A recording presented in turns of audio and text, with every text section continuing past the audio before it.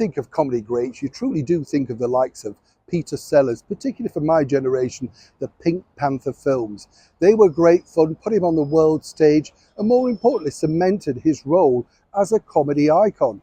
But Peter had had a long career, starting way back in the 1950s, above a pub just shy of Victoria, where the Goons rehearsed their very famous show.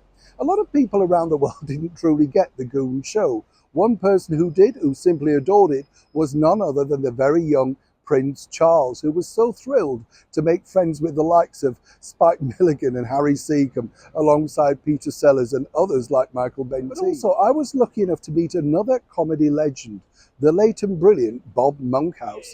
And he told me a story which I've just rediscovered by looking through interviews, all about how Peter Sellers was perhaps not the nicest of people, and in particular, neither was his mother. As ever, let me explain.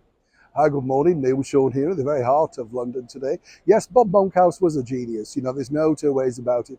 Loved around the world, comedy scriptwriter, cartoon collector, videoed all of his own shows, and impeccably dressed throughout his career.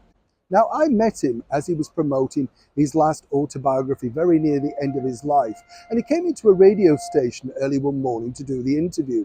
Now, I'm going to tell you a funny story. As I say, Bob was forever impeccably dressed. This young runner came in with a cup of coffee. You know what's coming next. Slip, bang, all over Bob's impeccable suit. He said nothing other than, "Do you have anything else that I could slip on?" So we had to give him a Heart FM t-shirt. Incredible, isn't it, when you think? Bob Monkhouse was, as ever, kind, effusive, and so funny. But he told me this story about Peter Sellers, which I wanted to share with you. And it's a fascinating story in a sense, because at the very start of their careers, Bob was very much into technology, buying the latest recording equipment, that sort of thing. And he got an old reel-to-reel tape, or should I say a brand new reel-to-reel tape.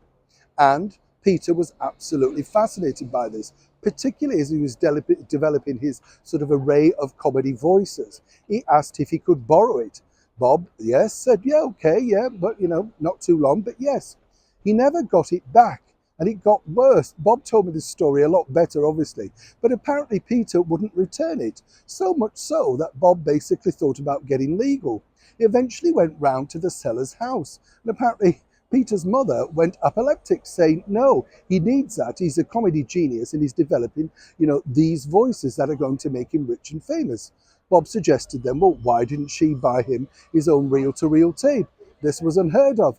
He never actually got the recorder back, and Peter literally cut him out of his life, never really speaking again. Even when Bob had hit the pinnacle with big hit shows, like Bob's Full House, Opportunity Knocks, Celebrity Squares, and Bob was very, very welcoming of US American talent like Kelly Monteith, early Joan Rivers. So you can understand that he was very, very liberal in his approach to how he dealt with other comedians. Bob told me he never really understood why Peter Sellers did such a thing. But as he read his autobiography after he passed, he could see that this was a problem within his genetic makeup. But it's fascinating to know, isn't it, that Bob Monkhouse really was at the very start, if you like, of helping create Peter Sellers' well, amazing back catalogue of comedy. And it all started truly on Bob Monkhouse's old reel-to-reel. I said to Bob, isn't it a shame that you don't have those reel-to-reel tapes to listen and see how we developed them? And he said, no, I don't want to hear that voice again, in his own comedic way.